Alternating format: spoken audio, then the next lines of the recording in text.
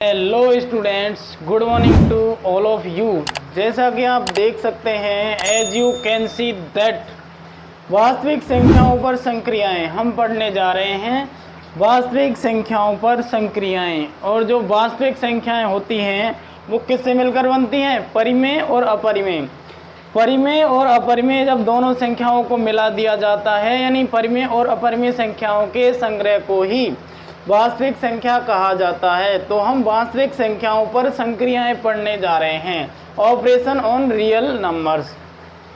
तो इसमें हम पढ़ेंगे कि जो परिमेय संख्याएं होती हैं, और ये है अपन का पार्ट 35 चल रहा है, और यहाँ पर बेसिक आपको इंट्रोडक्शन बताया जा रहा है इसका, कि यहाँ पर ये कुछ नहीं है क्वेश्चन नंबर। यहाँ पर आपको इसका क्या बताया जाएगा? इंट्रोडक्शन बताया जाएगा कि जो वास्तविक संख्याओं पर जो संक्रियाएं होती हैं उनका हम डिटेल या फिर इंट्रोडक्शन कैसे बताएंगे, कैसे हम उनको अच्छी तरह से समझेंगे कि वास्तविक संख्याओं पर जो संक्रियाएं होती हैं वो क्या होती हैं। तो देखिए, जो परिमेय संख्याएं होती हैं जिनको P/Q के रूप में लिखा जा सकता है, यानी कि परिमेय संख्याएं क्या होती हैं जिनको P/Q के रूप में लिखा जा सकता है, जहां पर P और Q पूर्णांक होने चाहिए और जो Q है वो 0 के बराबर नहीं होना चाहिए, यानी Q is not equal to 0।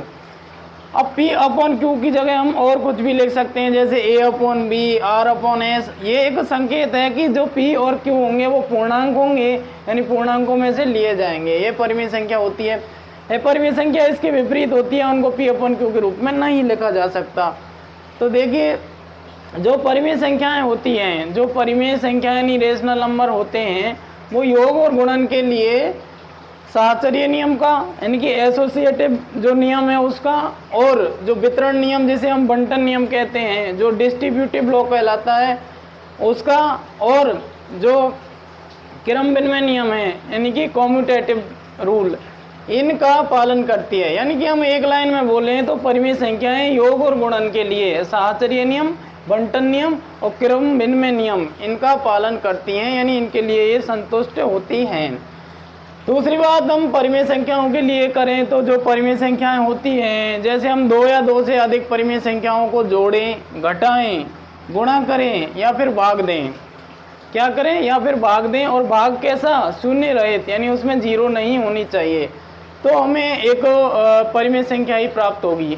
तो हम कह सकते हैं कि जब हमें 2 या 2 से अधिक, जब हम 2 परिमेय संख्याओं को जोड़ेंगे तो हमें परिमेय संख्याएं प्राप्त हो रही है। इसका मतलब जो परिमेय संख्याएं हैं वो किसका पालन करती हैं? समृद्ध गुणधर्म का पालन करती हैं। अर्थात हम कह सकते हैं कि परिमेय संख्याएं जोड़, घटाव, गुणा और भाग है जिसमें 0 नहीं आनी चाहिए, इनके लिए समृद्ध गुणधर्म का पालन करती है। इसी प्रकार हम अपरिमेय संख्याओं की बात करें तो अपरिमेय जो संख्याएं होती हैं, अपरिमेय संख्याएं भी योग और गुणन के लिए साहचर्य नियम, क्रम विनिमय नियम और बंटन नियम यानी कि वितरण नियम इनका पालन करती है। लेकिन बात क्या है कि अभी हमने पढ़ा कि 2 परिमेय संख्याओं को जोड़ने पर या घटाने पर या भाग देने पर या गुणा करने पर परिमेय संख्या ही प्राप्त होती है, लेकिन 2 अपरिमेय संख्याओं को जोड़ने पर, घटाने पर, गुणा करने पर या भाग देने पर सदा यानी कि ऑलवेज अपरिमेय संख्या प्राप्त नहीं होगी। परिमेय भी हो जाएगी, अपरिमेय भी हो जाएगी। तो यहाँ पर यह ध्यान रखने की बात है कि 2 अपरिमेय संख्याओं को जोड़ने पर हमें हमेशा यानी कि सदा एक अपरिमेय संख्या प्राप्त नहीं होगी। और जो क्रम विनिमय नियम है वो ये है कि A+B बराबर B+ है, यानी क्रम बदल देंगे तो भी उस पर कोई फर्क नहीं पड़ेगा, हमारी परिमेय संख्या ही आएगी। और जो साहचर्य नियम है A×B+C, यानी कि कोष्टक उसमें बदल जाएगा। कोष्टक हम पहली 2 संख्याओं पर लगाएंगे, इसके बाद अंतिम 2 संख्याओं पर लगाएंगे, लेकिन हमारा योग आएगा वो बराबर आएगा। और इसी तरह जो बंटन नियम है, वितरण नियम है, वो हो जाएगा, यानी कि जैसे A×B+C लेंगे तो A को B से गुणा करेंगे और A को C से करेंगे और योगफल उन दोनों का बराबर आएगा। तो हम यहाँ पर कुछ आपको लिखित रूप में बता देते हैं ताकि आपको याद रहे। तो देखिए, हम यहाँ पर बताते हैं कि जो परिमेय संख्याएं होती हैं वो परिमेय संख्याएं योग और गुणन के लिए तीनों नियमों का पालन करती हैं, बंटन नियम, साहचर्य नियम और क्रम विनिमय नियम। तो हम यहाँ पर लिख देते हैं कि जो परिमेय संख्याएं होती हैं जिन्हें रेशनल नंबर कहते हैं, परिमेय संख्याएं, परिमेय संख्याएं योग और गुणन के लिए, परिमेय संख्याएं योग और गुणन के लिए क्रम विनिमय नियम, क्रम विनिमय को इंग्लिश में क्या कहते हैं, कम्यूटेटिव, क्रम विनिमय, साहचर्य, साहचर्य को कहते हैं एसोसिएटिव, और बंटन यानी वितरण, वितरकता जो होता है नियम का पालन करती हैं। देखिए ध्यान से देखिए हमने क्या लिखा है, हमने लिखा है कि जो परिमेय संख्याएं होती हैं वो योग और गुणन के लिए बंटन नियम का, साहचर्य नियम का और क्रम विनिमय नियम का पालन करती हैं। यानी कि आपका ये हो जाएगा कॉम्यूटेटिव, और ये हो जाएगा एसोसिएटिव, और ये हो जाएगा डिस्ट्रीब्यूटिव। इन तीनों नियमों का पालन करती हैं कौन, वास्तविक संख्या, किसके लिए, योग और गुणन के लिए। अब हम यहाँ पर एक लाइन और लिख देते हैं कि जो परिमेय संख्याएं हैं, परिमेय संख्याएं, परिमेय संख्याएं जोड़ घटाव गुणा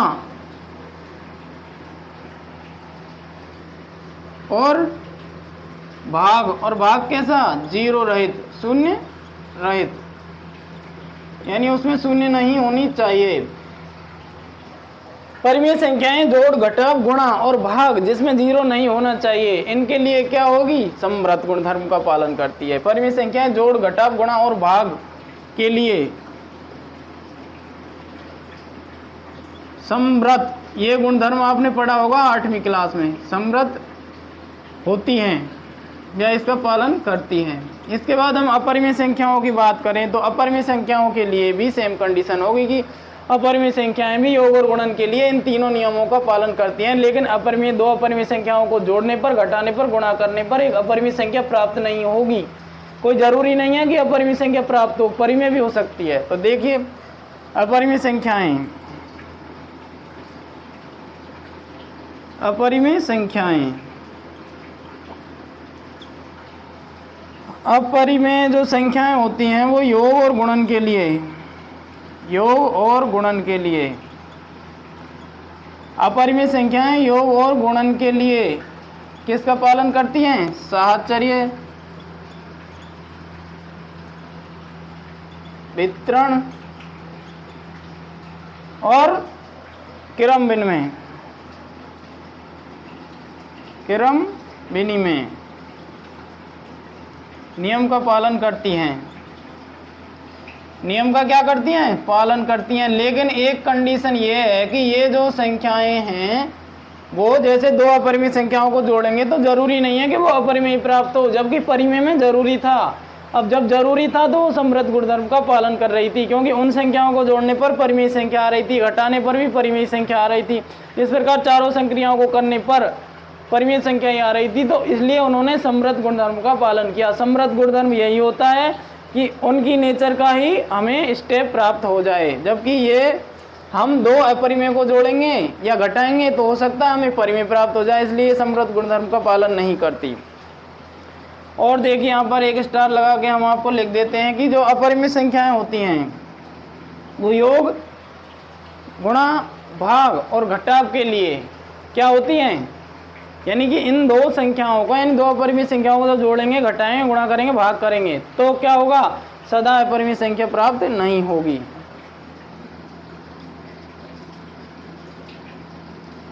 दो अपरिमेय संख्याओं, जब हम दो अपरिमेय संख्याओं को क्या करेंगे, जोड़ेंगे या फिर क्या करेंगे, घटाएंगे या फिर क्या करेंगे, गुणा करेंगे या फिर क्या करेंगे, भाग देंगे। अब दो अपरिमेय संख्याओं को जोड़, घटाव, गुणा या भाग करने पर, भाग करने पर हमेशा या सदा, सदा अपरिमेय संख्या प्राप्त नहीं होती। कोई ज़रूरी नहीं है कि अपरिमेय संख्या ही प्राप्त हो। जैसे हमने देखा, एग्जाम्पल के लिए हम देख लेते हैं कि जैसे हमने √3 में से √3 को घटा दिया। अब हमने क्या किया है कि दो अपरिमेय संख्याएं ले लिए हमने, दो √3 और √3 दोनों अपरिमेय संख्याएं हैं और इनको हमने घटा दिया। हम कह रहे थे ना कि दो अपरिमेय संख्याओं को जोड़ने घटाने चारों संक्रियाओं की बात कर रहे थे, तो एक संक्रिया को हम यूज करके देख लेते हैं कि √3 में से √3 जाएगा, 0 बचेगा। 0 तो अपरिमेय नहीं है, 0 तो परिमेय है, तो इसलिए हम कह सकते हैं कि दो अपरिमेय संख्याओं को जोड़ने घटाने गुणा करने या भाग देने पर जरूरी नहीं कि एक परिमेय संख्या या एक अपरिमेय संख्या ही प्राप्त हो। तो यहाँ पर क्या हो जाएगा, 0 हो जाएगा। इसी प्रकार जब हम √2 में या फिर यहाँ ले लेते हैं कि √7 में √7 का भाग देंगे तो हमें 1 प्राप्त होगा, क्योंकि इससे 1 कट जाएगा, तो ये भी क्या नहीं है, अपरिमेय संख्या नहीं है। तो इस प्रकार हम कह सकते हैं कि दो अपरिमेय संख्याओं को जोड़ने घटाने या गुणा करने पर क्या होगा, हमेशा एक अपरिमेय संख्या प्राप्त नहीं होगी। तो इस प्रकार हमने वास्तविक संख्याओं पर जो संक्रियाएं हैं उनका कुछ बेसिक पढ़ा है। इसके बाद हम एग्जाम्पल करेंगे और इसके बाद भी हम आपको ढेर सारा इसका इंट्रोडक्शन करवाएंगे और बहुत सारा हमने करवा दिया है आपके लिए, बस आप समझते रहिए। और हम ये भी बता दें कि एक परिमेय संख्या और एक अपरिमेय संख्या दोनों को हम जोड़ते हैं तो हमें हमेशा अपरिमेय संख्या प्राप्त होगी। और जब हम एक अपरिमेय और एक परिमेय यानी कि इनको गुणा या भाग करते हैं शून्य रहित, तो हमें क्या प्राप्त होगा, अपरिमेय संख्या प्राप्त होगी। और हम बात करें कि जब हम दो अपरिमेय संख्याओं को जोड़ते हैं, घटाते हैं, गुणा करते हैं या भाग देते हैं, तो ज़रूरी नहीं कि हमें अपरिमेय संख्या ही प्राप्त हो, परिमेय भी प्राप्त हो सकती है। ये बातें आपको ध्यान रखनी है। जो लिखाने का था वो मैंने पूरा लिखवा दिया है। आप इसे ध्यान से वीडियो को पॉज करके लिख सकते हैं, देख सकते हैं, समझ सकते हैं। वीडियो को लाइक कीजिए, हमारे चैनल को सब्सक्राइब कीजिए, बेल आइकन को दबाइए, लाइक का बटन दबाइए और शेयर कीजिए। Thanks for watching.